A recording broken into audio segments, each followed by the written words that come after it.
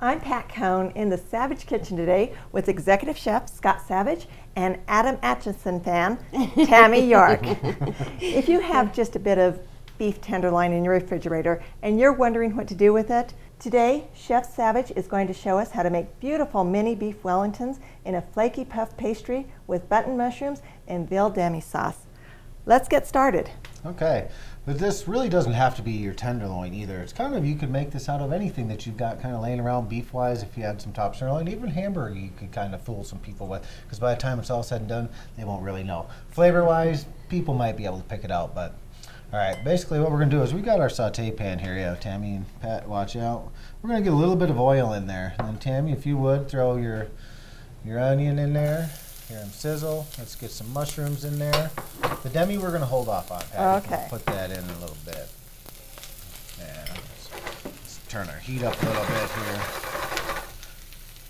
And actually now I'm going to go in. I'm going to put, this is a little much, little bit of meat in there. What I've done is I've taken the scraps of our tenderloin and I've kind of chopped them up. You see there's fairly small pieces in there. What you're going to want to do, and it's okay to cook all these together. It's like some people may say, oh, you have to do the mushrooms first, or the onions are going to take longer. And with this one, it doesn't really matter. Get them all in there. Cook them all at the same time, because what's going to happen is you're going to infuse some of this meat flavor into your mushrooms, and the mushrooms are going to infuse into the beef, and it's all going to just kind of melt together for you. So, trying to keep it off the bottom. And then once again, and then you got to think is this is also going to cook in your oven inside that puff pastry again too.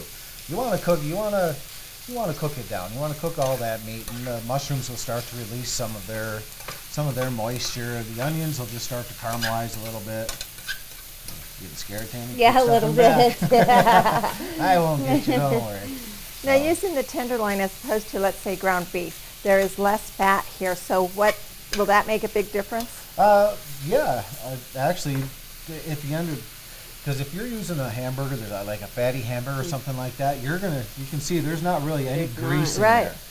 That will leave that grease, and you don't want that in there because it will soak into your puff pastry and you'll taste it later. So what you can do is drain it out. Drain it out. If you have a colander or something or a china cap, drain it out and then throw it back into your pan and then go in with the veal jus.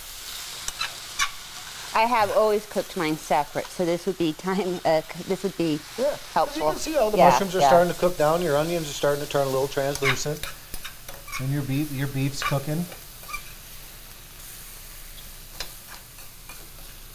Looks pretty good, actually.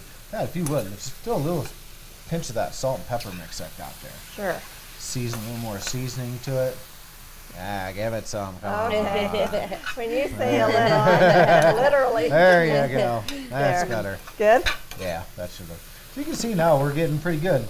Like I said, you do see a little moisture. That's from the moisture cooking out mostly of your mushrooms. Your mushrooms like to release a lot of moisture. So we're almost to the point to where we can go in with the veal jus now.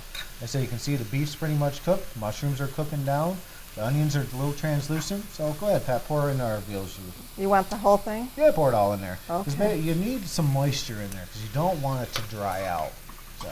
Now, you don't have to use veal demi here, right? No, I use veal demi here, but you can go to the store and buy a brown sauce, gravy mix, one of your favorites that you've used before, or even like an au jus mix you could put into this. That's where you have your freedom of what you would like to put in there, or if you want to, you could leave it out. I mean, like I said, then you just have a nice beef and mushroom and onion. But I think adding in that brown sauce or our veal jus it's gonna give that a little more bite, a little more flavor. And I think you need that for the holidays. Sure. This is a great appetizer, and I think you need as much flavor as you can possibly have for the holidays, particularly. Yeah. All right, basically you're pretty much done right there. What I would normally do now is take a food processor, or even if you have like a bench knife or a pastry scraper, you could chop these mushrooms up a little bit, but you could also just use it straight like this. Let it cool down and go and get your puff pastry. So what we're going to do is, Pat, if you will, I'm going to turn this off and pull this off to the side. I've already got some done and ready to go. It's already cooled down, so we can actually go ahead and use it. We've got some puff pastry right next to you too, Pat. This is a magic kitchen. Yeah. This is where you get to have a little bit of fun, and make this yours. Make them half moons, make them crescents, make them. We're just going to do squares, or if somebody wants to get creative, you can make something else. But we've also got our egg wash, we have our pastry brush, and we have a little Tione to do this. So actually, let's lay those out. We'll all do one. Actually, I'll take one for over here. What I like to do with this puff pastry is, like I said, we've got our squares. I'm going to actually egg wash the top side. So what I'm going to do is I'm just going to do half of this. I like the egg wash to get on there to start to, you know, kind of bind with the puff pastry. So if you guys Chef, is this rolled out? No, Or I it's didn't not roll this rolled out at all. Okay. But you can if you need to stretch it, you know, like because basically what's going to happen is I cut these all down, but if you had your 18 by 24 piece, you might want to roll it out a little bit because you're going to need a little extra when you flip it over to put the top on it, basically. Instead of using my fingers, let's go. I'm just going to go ahead and get into some here and put it down. Just, you know, put it in the center of your puff pastry. You can put a decent amount in there because basically, you can go ahead, Tammy. How many of these little beef Wellingtons will this recipe make? With the 2 pieces of puff pastry, you can get 24 of these little guys. Oh. Well, these are a little big for show purposes, but yeah, Big with your okay. two sheets of puff pastry, you should be able to get 24. So then, basically, all I'm going to do, Pat should catch up with us, just right flip ahead. it over, and like at this point, you want to try to get as much air out. It's like making a ravioli. You don't want the air in there. So what I'm going to do is I'll start like at this back end and kind of work my way around it, pushing the air to a side. And now I'm going to come in with both fingers. Now if you look, it's just the meat. So it looks nice and cool. Like I said, if you don't have, you could use a Tione. These are called little Tiones. You could use this. This one's going to be a little small for how much we made, but basically you could just punch it out. And there you have it. And for the holidays, you could use any shape. Sure, you could use a scalloped one, or like if you wanted to, you could curve, you could cut it, you could make circles with, you could make them any size. You can make a triangle out of it. There you go. I'll have Pat do hers, and I made mine a little skimpy here. look at that though. That's nice. That's a nice little appetizer right there. And if you see, all the sides did seal up. Well, actually, that one didn't. And if they didn't, you just kind of pinch them a little bit. With the egg wash, it should hold. And what you're going to do is you can take a pan spray or an egg wash, if you have more of your egg wash, to give that nice golden brown on the top. Egg wash the top. And actually, the best part about this is you could make these a day ahead of time, or if you have time the day of your party or whenever you're serving these. But to get them done a day ahead of time, maybe put a little bit of flour on the bottom of a piece of wax paper or parchment paper just so they won't stick, because the moisture will start to seep through. That little bit of flour will help hold them off.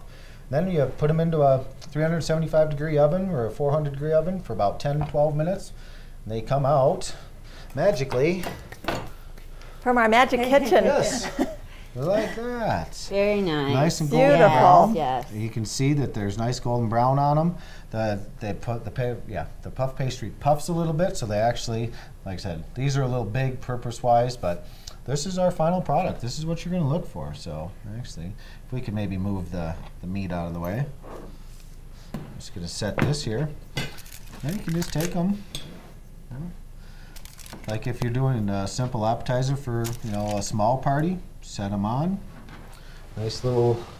And you don't even need a sauce with this, do you, or do no, you? No, you don't necessarily, but Would you taste should better. have a little bit of you should have a little bit of your brown sauce probably left over from when you make that. So what you could do is just around the plate a little bit. That makes a nice finger food. Finger food, yeah. Finger And it appetizer. looks very Yes. elegant, Yes, too. it does. And there you Very have it. fancy. Very little mini beef Wellingtons. Very good. Nice simple little appetizer for the holiday season. Well, let's taste how well we did. Looks Dig really right in. good. It is finger food, so we're going to dig right in. The taste is amazing. I wish you could smell the aroma in the kitchen right now. And I'm choking. This is It's really so good. good. She can't It's so speak. flaky. It's so flaky that it got caught in my throat. It is really good, though. Okay. Have fun with this one. I wish you could smell the aroma in the kitchen right now. It is intoxicating. This dish is a beautiful presentation. Chef has shown how easy it is to prepare, and the taste is amazing. Log on to KOAA.com, click on the Savage Kitchen, and get ready to impress your friends. We'll see you next week.